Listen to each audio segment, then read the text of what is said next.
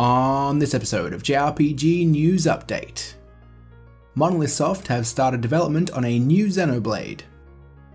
Yokai Watch 4 for the Nintendo Switch has been delayed. And you better buy the final remix if you ever want a sequel made.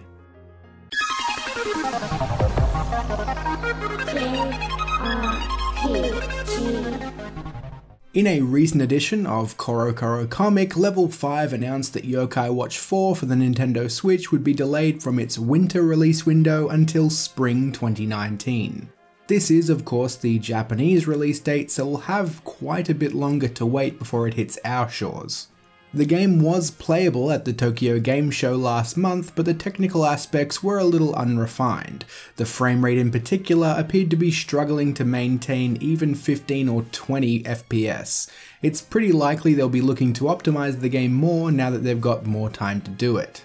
It does look impressive as the series' first Switch title though. It looks like a true evolution for Yokai Watch, so fingers crossed Game Freak will produce something just as impressive for the new traditional Pokemon game in 2019.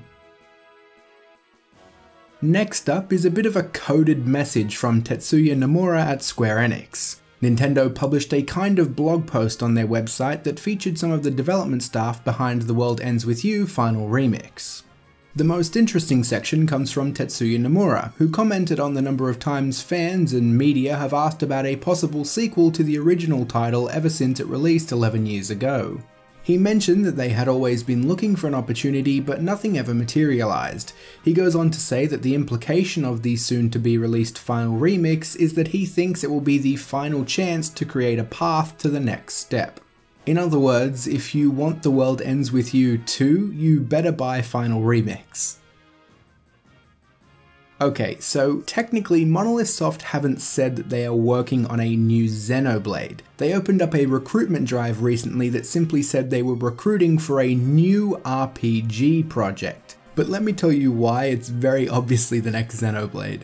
The recruitment drive in question is seeking a bevy of new staff, including programmers, planners, artists, animators, and a ton more, and all the available positions advertised are for Monolith Soft's Division 1, which is the Xenoblade development team. The lengthy recruitment post, written by Takahashi himself, features an image of the Mechanist from the Xenoblade Chronicles 1 art book, logos for all 3 Xenoblade games so far, and the text sits atop a collage of screenshots from all 3 Xenoblade titles.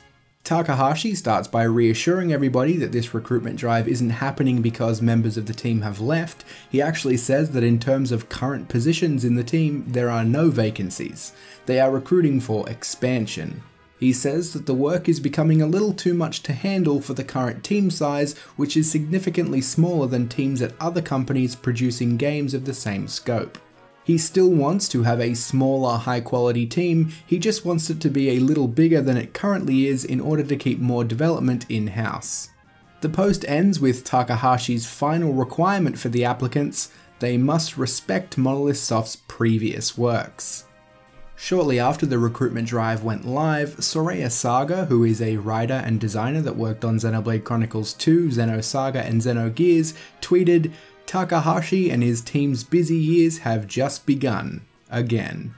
I think it's pretty safe to say that work has already commenced on the next Xenoblade, and the recruitment drive that is seeking to expand the Xenoblade division certainly seems to suggest that it will be more ambitious and larger in scope than the last 3. I've still got my fingers crossed for Xenoblade Chronicles X2, but what about you? What are you hoping to see next from the Xenoblade division? Let us know in the comments. Thanks for liking, subscribing and sharing, and I'll see you all soon.